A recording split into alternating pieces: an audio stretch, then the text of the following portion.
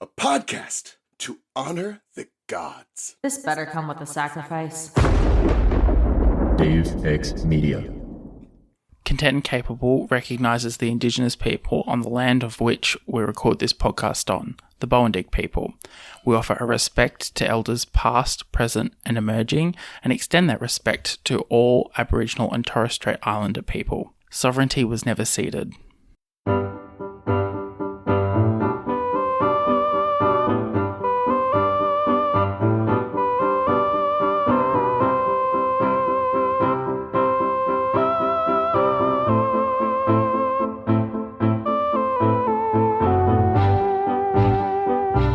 Welcome to Content and Capable, the podcast where its host bought mandarins too early in the season, so they're so small that they're terrible to peel, and now he has mandarin juice all over his fingers. Not quite sure what to do about that. I'm Sam, I'm the host with mandarin juice on my fingers, and joining me is Marv from Pods Like Us. Hi Marv, welcome to the show. Thank you for having me on the show, and go and wash your hands, and I'm sure you'll have some Angel at the side of you to be able to help with the mandarin. Yeah, look, it's not that bad. It actually is not really. I don't know whether it's juice or just like, I just peeled a mandarin and literally it was so tiny. It was like smaller than my thumb, I think. And just like, you put the whole thing in your mouth, but the little like sappy stuff, and it's not like super sticky, but like I can feel it on my hand, so I'll wash it. I'm not going to touch my computer for the next hour and a half, so may as well keep going. I just every now and then you realise it's like, yes, you know, food does leave residue on it. Marv, for the listeners who maybe don't know what your podcast is all about, can you quickly explain what Pods Like Us is all about? Yep, Pods Like Us, I usually speak with podcasters, sometimes creators of other sorts of content, and occasionally podcast listeners, about different podcast shows, and sometimes we'll have group chats as well where I get different podcasters in to talk about a subject that everybody's interested in. As well, it's technically, I'm trying to introduce people to new shows that they might be looking for in their own listening. Yeah. Did you have a background in podcasting before you started Pods Like Us? No, I had a background in listening to podcasts, for sure, that goes back to the early days of podcasting. I started listening to podcasts in the mid to late 2000s. But also sort of introduced to it because two of my friends used to work for a radio station, and I used to go on their show occasionally and do a slot where I was, because it was a local radio station, there was a thing in place where you were advertising or promoting the local scene or the local music scene. So I would go there as a member of bands myself and as an artist. I say artist. You know, I've made the realisation since then that I'm not all that I used to think that I was. I can play the instruments, I'm good, but I'm not at that level that I used to think that you were at. It's an epiphanal moment. But yeah, I used to go on there and sort of like say, these are groups that are on there, and here, and then I'd pick songs for them to play as well of local acts. I think you would have loved. I worked at a community radio station called 4ZZZ. It's Australia's longest running community radio station. Big champions of local music scenes. So I think you and I have very similar radio background in terms of that. But as you said, kind of got that introduction through there. What then, was the impetus to start a podcast like this? Did you see a gap in the market or something? Truth be told, when I first thought about doing a podcast, going back to those days, it was suggested to me that I should make a podcast because I had the equipment to do it, even back in the late 2000s. Because of recording music from home. So I had all the equipment to do it there. But coming up to 2020, when the show started, in the summer of that year, I saw the oncoming, I was coming up to the age of 50 at that point. I'm 53 now. God. Who'd have thought it? But, yeah, coming up to the age of 50, and I was in this job where I was a key worker. We were in the lockdown, but as a key worker, I was still going out and doing work in my job, doing security and security advisor as well for security, putting them into place. And because of that, there was this thing where I got to this stage where I thought, well, is this what I am? And is there something more interesting that I can do to make life a bit more interesting? And because of the lockdown, even when those people that were in the lockdown and weren't able to go to work, they were stuck in the situation where they were stuck at home, and some of them went into podcasting because of that. Whereas my thing was that I was going out to work, but then so there's no interaction with people going out to work because there's nobody actually out there, or not very many. And then you'd come home and you've not got the interaction there as well, other than the people that you live with. And I thought, who can I speak with, and just this idea of doing the podcast, and then there's a website that goes with it as well. I don't promote that very often, but themarvzone.org. There's a website there that I do reviews and things on there of films and music, and it's sort of like, how can I do something more interesting? And then when I thought of the idea of a podcast, I thought, what can I do a podcast about? And you're about to get actually something that nobody's had before, because I've mentioned that I almost did a Queen podcast on the group Queen, because they're actually my favourite band. I do 2 other shows where I talk about the Beatles, which are When They Was Fab and Toppermost of the Poppermost. But my actual favourite band is Queen. And then I thought, no, someone else is doing a podcast about Queen. And I stupidly enough thought, who's doing a podcast about podcasting? And then I started it, and afterwards realised that there's so many of them out there, but I've hit this niche. But I thought, I'm interested in what actually brought people to that journey of making a podcast, and also why they are interested in the subjects that they are interested in. And if I'm interested in it, would other people be interested in being introduced to these shows and hopefully listening to them themselves? That's a long answer. Yeah. No. I think beyond the fad of, what happened through lockdown and COVID, I think it's really important to kind of ask people why they create this kind of content. As we, have discussed before, it requires a lot of effort to put a podcast together, and it is really interesting to knuckle down into those motivations, into why people want to turn around content for chats, it's really important. Was there, were you already in contact with other podcasters when you started, or was that something you had to build a network out from scratch?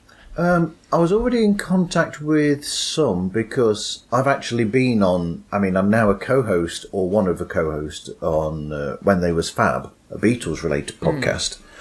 But I've actually been on there before as a guest.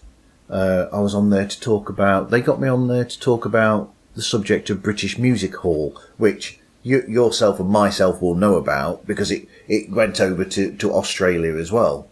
The music hall or that sort of thing from Britain, but the Americans don't know that much about it. So I went on there to discuss that, and how that inspired the Beatles musically.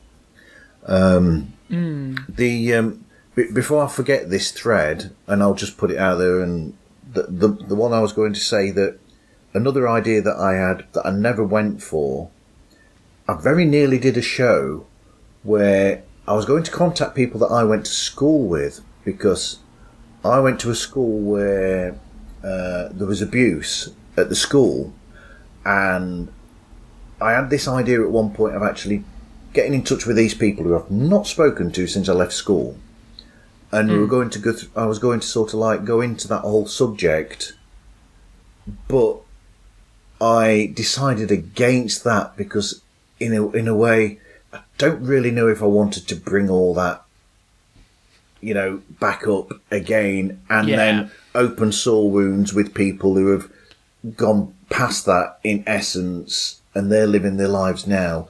To do it so far after the actual events might have been. Yeah, I've left it too long in essence to do that. Yeah, I think there's often a desire to talk about your lived experience when it comes to creating content like this. It's very easy, to look back and go, well, this was a really important or significant event in my life, so I want to talk about this and broadcast it. But as you said, reliving especially traumatic moments, I think, the desire we have for true crime podcasts or crime-related podcasts, true stories, bits and pieces, there is a real desire to see our society and our life reflected in that, and you kind of do it in a small microcosm in pods like us, which I find very fascinating because, to be honest, at its essence, we all want something, based in an element of truth. Yeah. I think the preference for a lot of creators and a lot of creatives as well to create even fictional content that has historical basis. I'm thinking, Bridgerton and bits and pieces where there is that element of historical and real life intrigue baked into the concept of a fictional idea. I think is really important and really an interesting journey as well. Yeah. When I spoke with Nicholas Tukoski, the writer and actor and producer and director earlier this year, I recorded it last year, but it came out earlier this year. When I spoke with him, I listened to one of his shows after that had come out. I knew it was coming out because he'd mentioned it to me in the chat, even outside. Because you know how this works with podcasting. We record, but we also chat either side, and we have chats outside of the recording. And he was explaining a show to me called The Passage. And that is a fascinating audio drama that is based in reality, where I thought it was a great idea, where you've got the whole thing of it is that you've got this character called the ferryman who is basically there for the transition or for that period where somebody has recently passed away and he's taking them to their next, to their eventual destination. But what it's all about is these people are real characters from the real world that he's actually picked up, and he's get on that journey with them for, and he says that their journey is paid for by them telling him their story. So essentially, you're getting the history of these people from the real world, whether they be Robert Oppenheimer and these other people. You get their stories. So there's a biographical side to it, but it's linked in with this audio drama around it as well. Yeah, I think it's really interesting you mentioned Oppenheimer as well, because we think about back to when, that movie came out and to talk about that biographical story, and the movie opposite that came out was Barbie, which, seemed to be purely baked in fantasy. Yeah. But it was interesting to see in what way it was rooted in reality. Not even just recounting the real life story of the lady who created Barbie, but also, some of those real life problems that, are faced by so many people who, experience discrimination and oppression in all forms and all ways.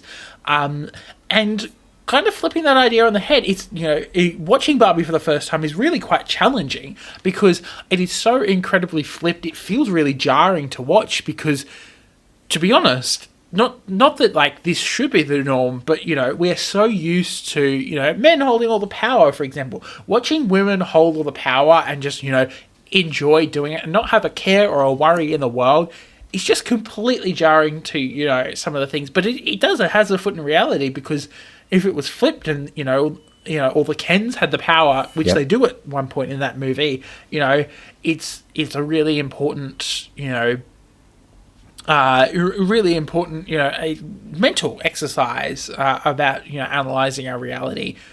So fascinating, and I think, you know, it's really interesting to watch people get really meta with this kind of stuff, you know, much like, you know, your podcast.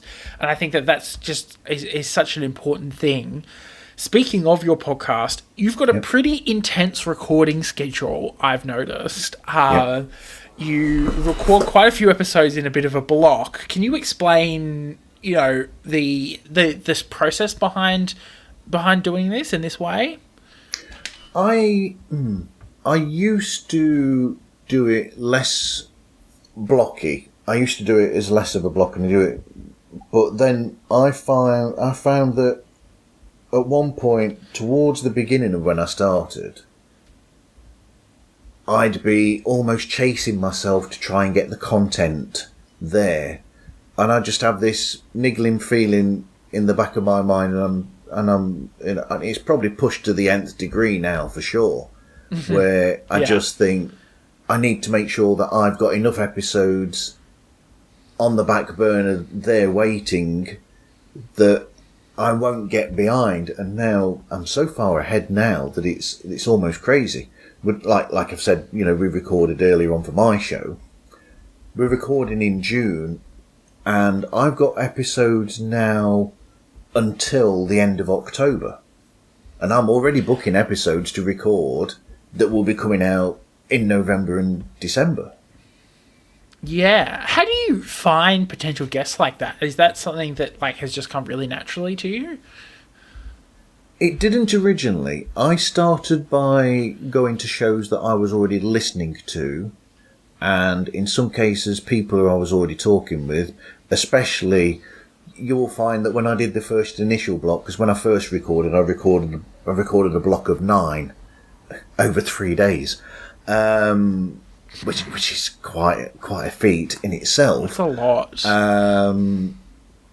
But they were mostly shows that I was listening to. You'll find a few Beatles shows in that clump. So I was already on their radar, so to speak, because I was following them, and we already had the back and forth from me contacting them as a listener and communicating with them. A lot of those shows, and I was really lucky straight away that I got people like I got Sean O'Connell, for instance, from Real Blend, who is the managing editor of the entertainment news group from America, Cinema Blend. I was really lucky to get that.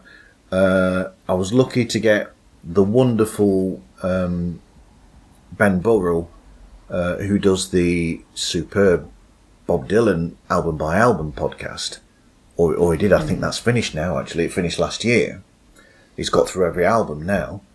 But in his day-to-day life, Ben Burrell is actually a really top radio presenter on quite a few radio. You know, he has on Absolute Radio in the UK.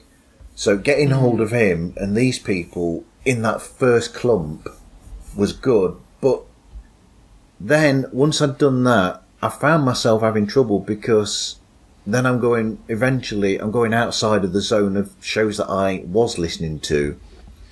And then there's this sticky period where I found myself falling back, because I'm trying to listen to shows and get hold of people. But obviously I'm still relatively new at that point, and these people don't know, you know, to use a phrase, they don't know me from Adam. They don't know who I am at all. Yeah. So there's that difficulty, but it's something that comes over time. Now I don't get a problem getting guests at all. I don't have any problem at all with finding anybody. Wow, that's amazing. Is there, I don't know, is there like a secret sauce to a good pitch to get someone on as a guest? the good pitch about it is, I think, essentially, I'm promoting their show, really, or their product that they've got. So the hope in it is, and I say this to these people a lot of the time, I will say that the hope is that this show will get them more listeners and more interest in their show, essentially. Other than that, I used to have a technique of doing that, but now I just generally seem to ask people, or in fact, a lot of the time now, I don't even ask people a lot of the time now. They will just contact me and say, "Can I be on your show?" Now, it's amazing. Yeah. So all that I do then is I'll say, "Yep, sure, I'll get back to you. I'll listen to your show, then we'll arrange something." Because I try not to have a show on or a person on that I don't know anything about at all. It's very rare that I will do that. I always like to listen to a couple of episodes, sometimes more. So it depends on how long the show's been going for. Your show has been going for a few years. So when I was looking at your show, I cherry-picked over a period of time. So I'll pick a first episode usually that gives like a guide of where you started from. And then I'll cherry-pick through there to there, throughout the years that you've been in. And I'll get a general gist of where your journey is, in essence, and then bring it up to there. It's very rare that I will be a completist and have listened to everything if it's a show that I've not listened to before. That's almost impossible at that point. Like you said on my show that you'll be, that your episode will be coming out. This episode will be coming out much before the one that we've already recorded for my show. But like you were saying on there, you don't want to be in some ways too comfortable.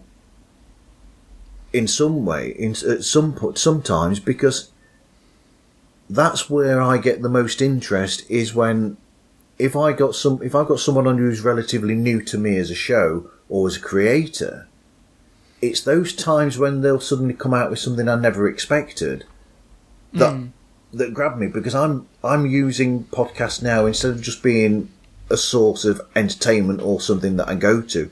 Now it's a source of me learning something new with these shows that I go to. Yeah. Does that change the way that you listen to podcasts? Do you listen to them in a different way than you would as a casual consumer? Yeah, absolutely. I used to just listen to them as a casual, consumer, and they were in the background, and I'd listen for things like news or this, that, and the other that was going on. But now I'm listening for, it's getting into the weeds a bit, this, but I will listen for the sound and the structure that people use, the way that they are as presenters. For instance, if you have a show that's a multi-person show, okay, so you've got, the standard with a show like that is like a film show or a music show, and you'll have multiple presenters. Yeah. I listen to that and I'm thinking, what does that presenter bring that this presenter doesn't bring? And I'm comparing them. In my mind, I'm thinking, what are the differences between these people?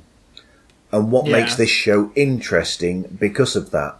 Because if you think about it, there are that many podcasts about similar subjects that it's more about the personalities, I think, and who they are as people and their own knowledge and interest in it that brings the listener in. You're listening for the presenter that pulls you in. You've got the subject that you want to look at, but then you've picked that show and you're pulled into it because of that presenter's own way of putting over that subject.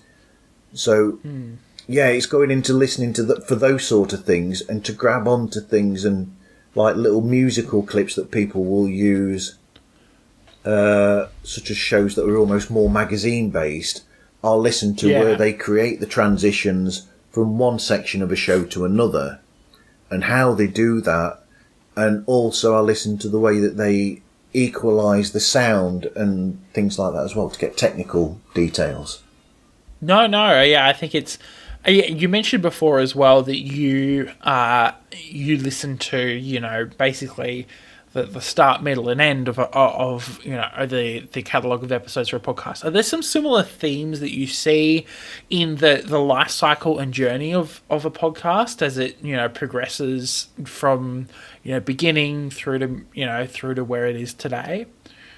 Okay, the world of podcasting, do you mean as in, do I see a journey of a specific podcast from start to finish, or do you mean the actual world of podcasting? Have I seen a change in the world of podcasting from the mid-2000s to now?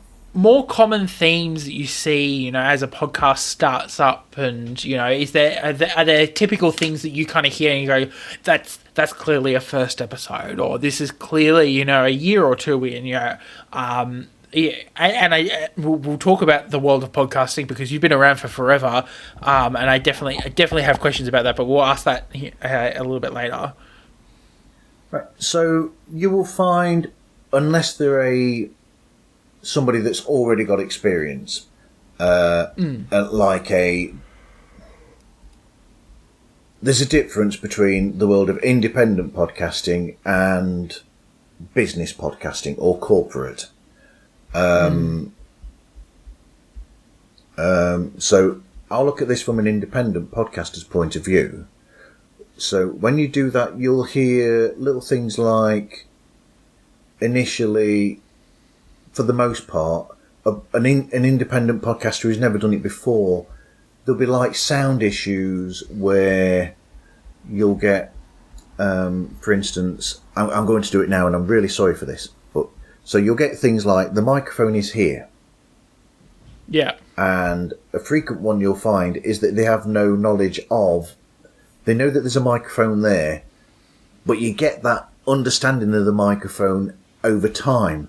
So they might be talking like this, and then suddenly they'll get distracted by something, and without realising, being a natural person without the knowledge of the microphone, they'll move away and they'll go all the way over here. Yeah. But so they'll go all the way over there where I've just been, and you'll lose them talking because they've not realised that you need to be in the same space for that microphone to pick you up. That's a big one that I've noticed a lot in early episodes, and also equalising the sound as well. Go on. Yeah, it is amazing what listening to yourself does to the sorry, how do I phrase this? Yeah, what listening to yourself does to audio quality. It's quite an interesting one. But even then, I've had instances where I've listened to shows. I'm not going to name them. I've listened to shows, and even professionals who have worked in the radio industry, for instance, for years. Yeah. Even there, I've heard conversations that they've had, and one of them has done that exact same thing in show. They've carried on talking and gone away from the microphone while they're talking about a subject, and that actually has surprised me when that's happened. Yeah. It's so fascinating. You've been in the industry for a really, in radio and then in podcast land for a really long time. How has the way both you and just the general consumer consuming podcasts and audio content changed over, the last 20 or so years? I think it's become more varied as a medium. I think it's become more of a. I think it's slowly getting to that level where it's becoming equal to radio and television and other media. Beforehand, over the years, it's been seen as, what's a podcast? Most of the time. But back in the day, nobody would know what you're talking about. or most people wouldn't. You'd say, "Oh, I listen to this podcast," and they'll be like, "What's that? What's a podcast?" But now it's something that's being noticed. It's getting more of a higher profile, but it's more varied now. So back then, it was almost very much like talk. It was like talk radio, and it was very edited a lot back then, and this, that, and the other. Whereas now, I think conversation is freer now on podcast, and it's not like independent ones for sure. They're not like standard radio shows like they used to be before. And I find that fascinating. And you've got also, to the Americans, it's something that they lost and they've got brought back. But to ourselves in the UK and yourself in Australia, we've kept the audio dramas that we had on radio stations, but they lost those for decades. So to them, having an audio drama on a podcast is something that's relatively new to them. It's interesting you mention, some of those older aspects of radio being, kind of coming back into vogue in podcast form, because even the idea of like talkback radio, which, I work in talkback radio, like that's my work, but it is dying out among younger people. It's not something that younger people listen to or engage with.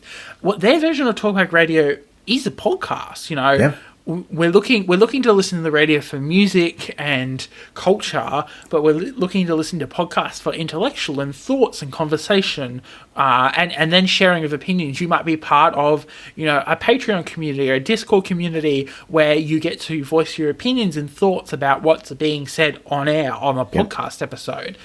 So I find it really fascinating that the way that old school radio and hallmarks of what radio used to be appearing back in podcast form, especially in the American context. Look, you've got. I'm going to mention Ben's show again about Bob Dylan and other shows like that. You've got those elements as well where. Back in the day, normal commercial radio and also, non-commercial radio as well that doesn't have advertising, so the BBC, ABC over there, and also independent radio or that sort of thing, they've lost certain things where you used to be able to go to those sort of services. So in the UK, we've got BBC Radio 1, Radio 2, Radio 3, Radio 4, Radio 5. And Radio 4... used to have really good documentaries, and Radio 2 did at some point with some things as well. So back in the day, you could get a really good documentary on, say, the German group, the German synthesizer group, Kraftwerk. You'd have a really good documentary on that. And BBC used to be really good at things like that. But over the years, it's like they've pulled away. These radio stations have pulled away from that, because it's too niche of a subject for them, and they want the big numbers and the big listeners. But the lucky thing there is that you've got these shows like Ben's show about Bob Dylan that will go into the weeds on these artists. You've got that. You've got the Tom Petty project with Kev Brown. You've got the Queen shows. You've got the Beatles shows, and all these that are not being catered for now by radio and used to be, but that's where I think podcasting catches those really good niches where it's like you said with these chat shows. The younger people will go to shows like yours and listen to those because, in essence, the radio's not picking up on that, because radio, if they do shows like that, they're looking for the numbers of an audience that they'll get. So they'll get guest who will get those numbers in to get that steady stream of numbers coming into their radio station and getting them paid for the advertising, and they make money from that. But podcast, that's why it's more interesting to people in some ways, is because they're getting what they're not being given by the radio stations. Yeah, it's fascinating. My dream one day will to be on the other side and work for the BBC, maybe in some capacity. But it's very fascinating to see the way that two very prominent, very long-running public broadcasters that do a lot of great work have two very different approaches to radio. Yeah. The ABC is quite famous here in Australia, at least, for adopting new technologies really quickly. Yeah. So they're big in the podcasting space. They're always at the top of the Australian podcast rankings. It's always a massive thing. The BBC, as you said, you've got BBC Radio 1 all the way through to 5, and they all serve different, niches and markets and different. Like I watch BBC Radio 1 clips on social media, and I'm like, that is what our commercial radio stations, that's the gap in the market they fill. We don't do that. Like, I work for a local ABC radio station, and we don't do that. We are purely talkback content, and music is not necessary. It's not 100% second fiddle, but it is second fiddle to the emphasis is more on the quality of content rather than the music or the other aspects of content that you're looking for in radio. And I'm always very jealous because you do have so much like publicly funded media. Like, this is great.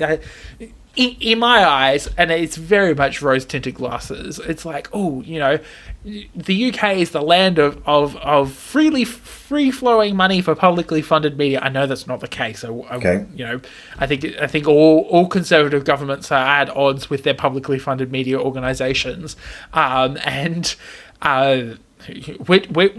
talking about this weeks out from the UK election, which is a whole other thing. But it's a really fascinating part of this all. Look. I wanted to move on because there's another aspect of your work that I'm really intrigued by. Okay. You mentioned really early on in this episode about you're working in security through COVID. How has creating this podcast changed the way that how does you creating this podcast change the way that your life has interacted with your work day to day? I do listen to a lot of podcasts while I'm in the van driving around between jobs, which probably makes it more interesting because I'm out at night all the time, because otherwise you'd be sick of, don't see the sun, none of that. And so it's sort of,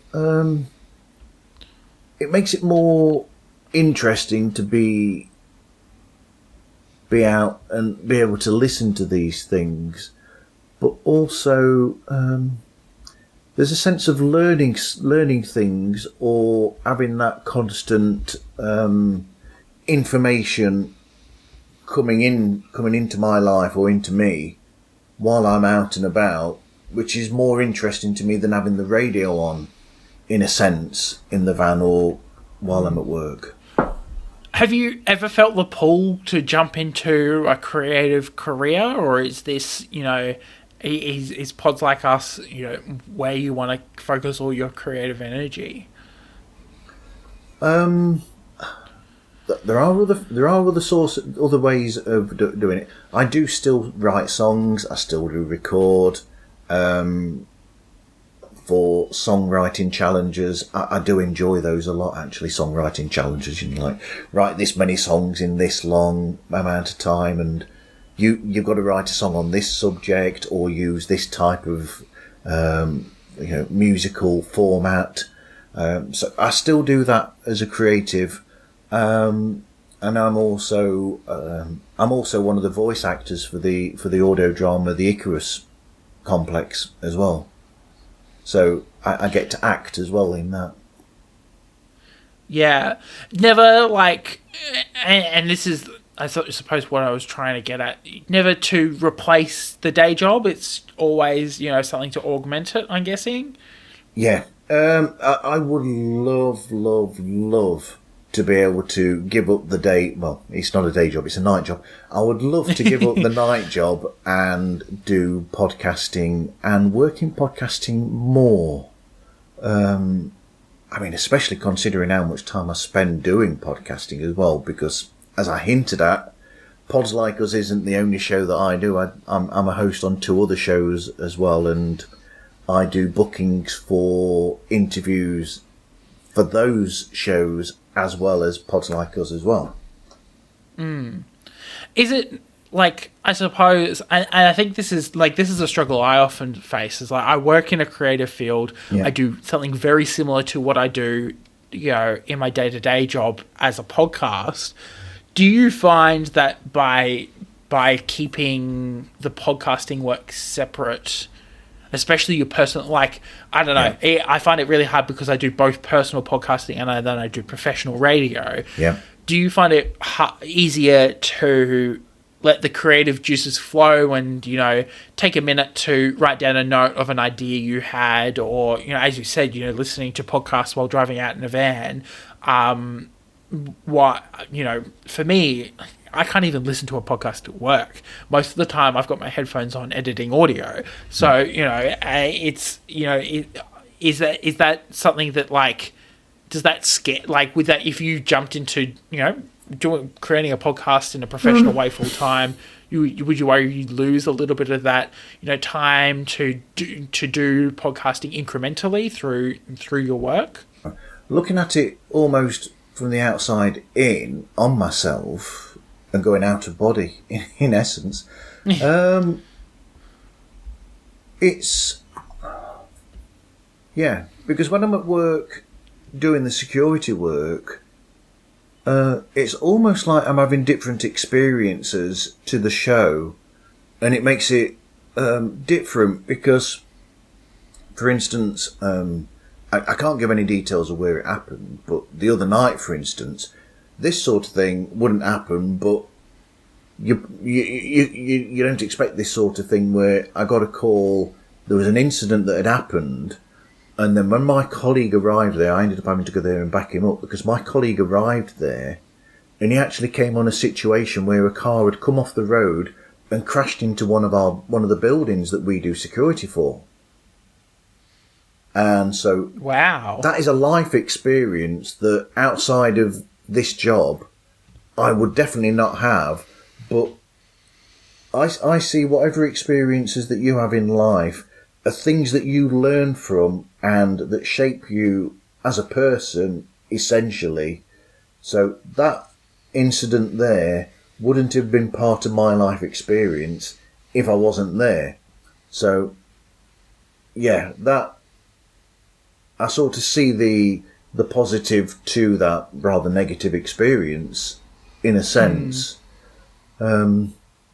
But is it important to you to keep, like, one foot in the real world? Like, it's so easy to kind of, like, lose direction as a creative and just keep doing the creative thing forever and ever and not really think about, what does Joe Blow, who works day to day, what does he think about, the content you're creating?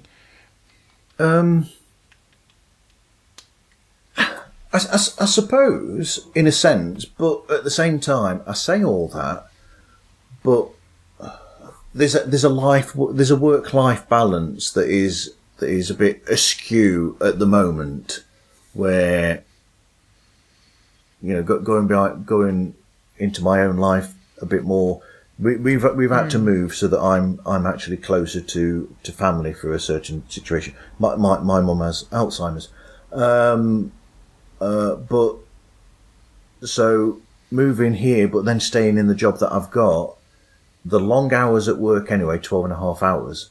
But now, because I've moved closer to the family situation, away from work, I've got that extra journey time as well, taking out of the home life, added to the work. So I'm in a bit of a transition at the moment where I'm thinking, would things be better? Would my work-life balance be better if I pulled away from that and changed what I do as a job, essentially? But you've caught me in one of those moments. Yeah. It's a hard one because, like, as you're saying, the pursuit of a passion like creating podcasts takes time.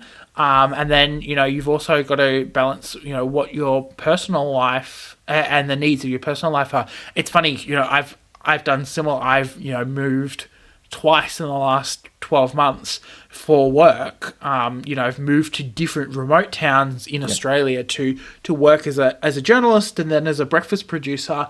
And it is really hard to pick up and be away from your family, especially in times of need and times of hardship. I've had some deaths in the family over the last 18 months or so, and it's really hard to kind of go, I've got to travel for 8 hours to get, back to where the rest of the family are, to be able to, be a part of, this really important family event or bits and pieces. And you do think about it, there comes a point where you've got to make that decision of, I've got to change jobs or careers or focuses to be able to focus on what matters to me right now.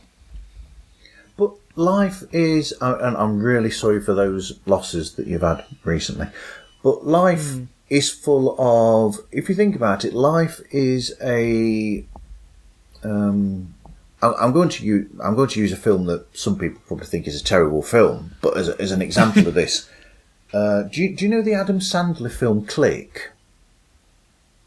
The name rings a bell. I don't think I've seen it though. I've watched a lot of Adam Sandler movies, but not that. So Click is basically he goes somewhere and he goes to a store for a remote control, and he's after a universal remote control essentially. But this remote control that he gets actually is a remote control that controls what goes on around him in life as well. And there's a section of that where he goes onto this menu screen essentially, and he sees that there's this chapter going on in his life, and it's basically made his life into like a DVD with extras and things like this. Yeah. And so if you think about it, your life there's different chapters of your life where things happen, all these stages of your life that change who you are in some way, that make a point in your life. And I've forgotten completely where I was going to go with that one. But yeah, I think life is full of these transitional moments. And I think it's also really important to reevaluate those priorities regularly. I think we spoke about this on the episode we recorded for Pods Like Us that's coming out in a couple of months. But it's really important to frequently look back and go, where am I going? And what's my priority right now? For a little while, my priority was putting as much effort as I could into a podcast like this. At the moment, it's not necessarily that. It doesn't mean that I'm not going to continue creating great content for listeners, or that I don't still love doing this. Yeah. But the priority has shifted slightly to something different and something more focused on career or family or relationships rather than a creative pursuit. And I think it's important to acknowledge that your energy doesn't need to be solely focused on a creative pursuit at all times. No. I did realise, and I've actually got to do some recordings for Undiscovered Entrepreneur. I'm doing some recordings for Jesse on there. So this is one of the things that I'm going to say, which is I had this experience where when I first started doing Pods Like Us, because I was initially green to it or new to it, I didn't realise everything else that went into it in a sense. So I came up with this crazy idea that I'll do Pods Like Us and I'll put out 2 episodes per week when I first started. And I did that for a long time. But there's a heck of a problem there with doing that, or there can be, where as well when I started, I was over editing, as we were saying on Pods Like Us, when we were talking on there. I had a problem with over editing, so I'd be editing for, I must have been editing for about 14 hours, 15 hours an episode. And if you're doing that twice a week, that is a heck of a lot of time used on That's a full-time job. Podcasting. It is. You know, so a suggestion that I will say to people is, if you're coming into podcasting, think about it seriously, and if need be, start at the next level down from where you think you could start from, and then if you can keep that momentum up and you've got the time to be able to fit it more often. So if you're thinking of doing it, say, weekly, start it on fortnight or on a once every 2 weeks basis instead. Mm-hmm. And if you are able to keep that momentum going and you find that you've got the time, then you can change from once every 2 weeks to once every week if you want. Yeah. But the other way around, if you start on this schedule of that you can't fulfill and then you try to pull back, you run the risk of losing the listeners that you get, essentially. Because when I changed from doing it twice every week to weekly, I found, because I did that for a long time, I found that the numbers fell to a degree because people were used to this set. Once you've got a set schedule in place, sometimes with some shows, you can have it where people will think, oh, well, he's not doing that anymore and he's not quite, and you get a fallback, and then over the time it's built back up again since then. Yeah, exactly. Looking to the future, what are you hoping pods like us, what are you hoping it'll do looking forward? I'm changing pods like us because of the regime that I've got in now with having episodes ahead. I'm gradually phasing out the seasonal basis that I did have before. Because I used to have a seasonal basis and then have a break and then come back. And I'm losing the seasonal basis and just doing it constant week after week after week release, or every 2 weeks for interviews, and then you get a bonus episode in the week in between, which I think works nicely because it gives you something different. You get an episode with an interview, and then you get an episode where it's something else, and then an interview. What am I looking forward to going forward? More group chats, hopefully. They are a favourite of mine. I really enjoy those as a change, where I get a group of different podcasters and creatives together to speak on a subject. And I am still in talks with people from different agencies. So I've been speaking with people from Pod News. So I've been speaking with James Cridland.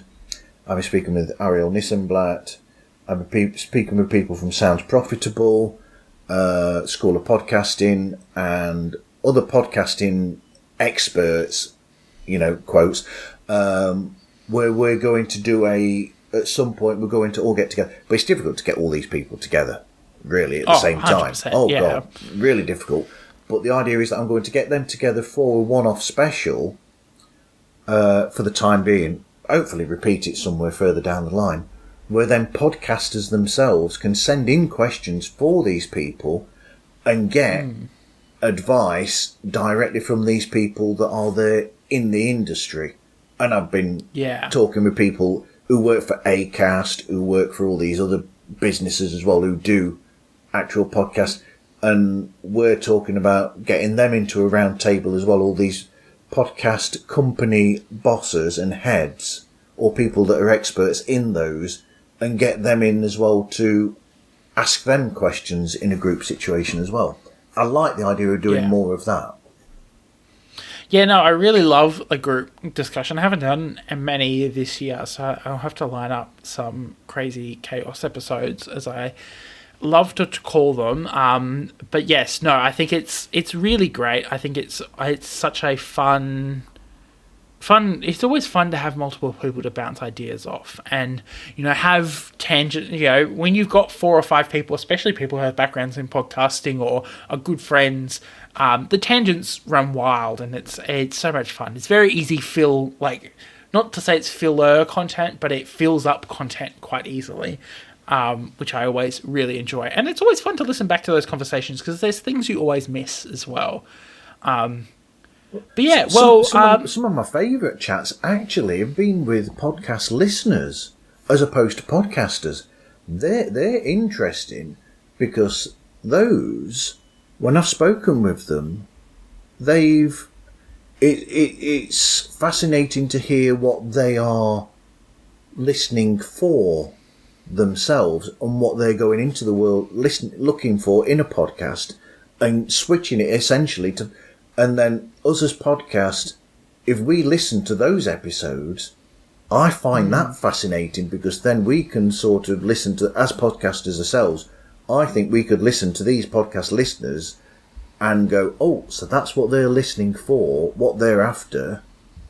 And can we, as creatives, possibly learn from those that are the customers that we're trying to give these niche, programs for? Yeah, exactly. Well, thank you, Marv, so much for coming on the podcast. I really have enjoyed chatting with you. It's been a lot of fun to really get into the weeds and really discuss all these different aspects to such a interesting and complex and, as you said, long-running and ever-changing industry as well. Thank you for speaking with me. It's been fun chatting and not knowing where we're going with the conversation. Where can people find you on the internet? Okay, pods like us, we're very lucky in that everywhere you go, it's just, so if you go to Twitter, to Facebook, to Instagram, TikTok and Threads, it will just look for pods like us. There's no, /, there's no, or under, there's none of those there. It's just pods like us everywhere. There's also, you can contact, we're on Patreon as well, do exactly the same thing. We're, for £1 per month, you get early released episodes and you get bonus content as well, including transcriptions, notes and blogs on each episode. There in the Patreon. And I've also got the marvzone.org and you can contact us through podslikeus@gmail.com. Amazing. Awesome. Has there been anything that you've been reading, watching, or listening to that you wanted to plug? Listening to. Reading-wise, I'm looking forward to a new book coming out by Sean O'Connell, where he's gone into the career of Bruce Willis, and he's looking at each film individually that Bruce Willis has done and goes into the weeds of what these films are about and stories behind these films as well. That's fascinating. What else have I been reading? I read a lot of poetry, funnily enough. Most of the reading that I do is factual now. It's very little time to find for reading now because of doing podcasting and so many hours at work.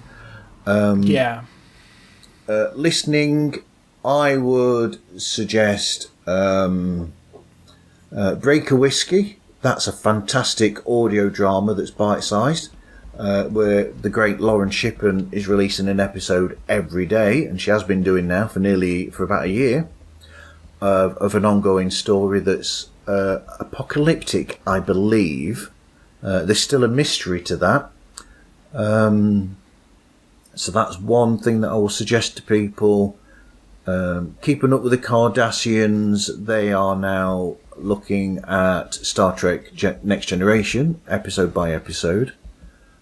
I could go on with so many podcasts that people could listen to. The Strange Brew podcast, I still find that Jason Barnard is incredibly insightful about the world of music throughout the years and the people that he's spoken with as well. Amazing. You can find me at sam.the.journalist on Instagram and on TikTok. You can find the podcast at Content, the Letter, and Capable. Go and check us out there. This week, I'm actually going to plug, and I'm literally just going to grab it out of my bookshelf right now, just so I get it right.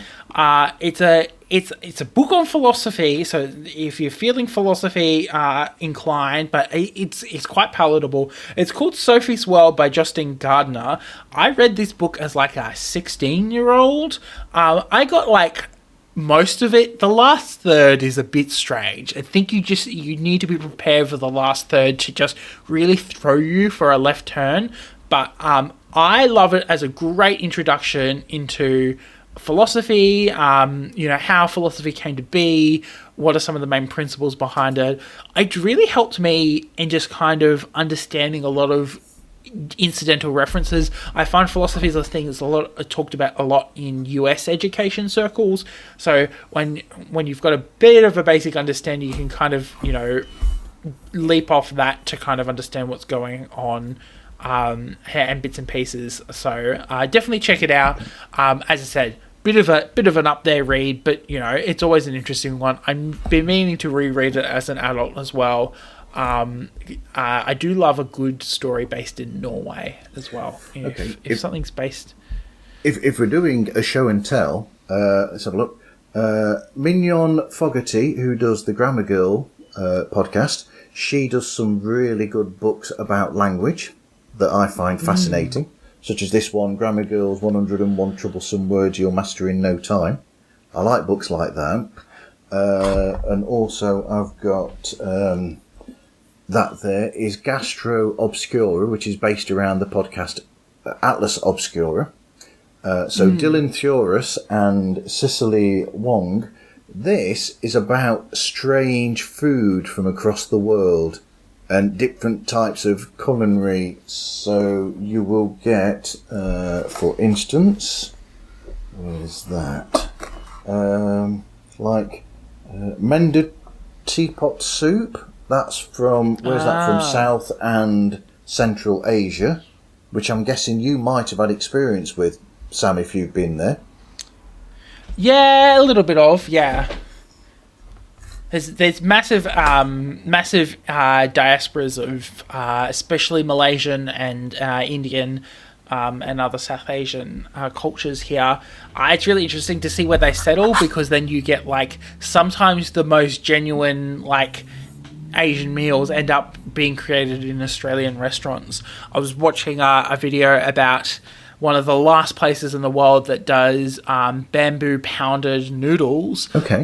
Is based in Darwin, of all things. Cool. So it's just very, very fascinating. But once again, thank you so much, Marv, for coming on the podcast. It's been an absolute blast. Thank you. Thank you very much. Content and Capable was recorded, edited, and produced by Samuel O'Brien. You can follow the podcast at Content, the letter N, Capable on Instagram, and you can find it on Facebook. You can also send an email through to contentandcapablepod@gmail.com with any of your thoughts, queries, or concerns. The best way to support the podcast is to leave a review on your preferred podcatcher so more people can hear the podcast. The art was done by Opia, and the music was written, edited, and produced by Jason Hilton. Content and Capable is proud to be a part of the Deus Ex Media Network, where you can find a podcast for any of your nerdy interests. We are Not the crystal gems. We are the Bits, The bits, the bits, the bits. a Steven Universe review podcast Celebrating the 10th anniversary. of a show that's very near and dear to our hearts, So get ready to cry with us and try our best not to sing.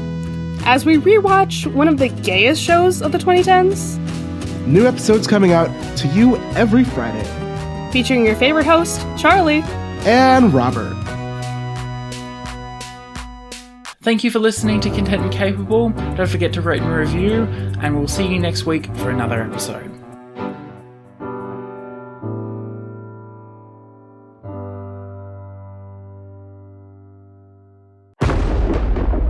Deus Ex Media.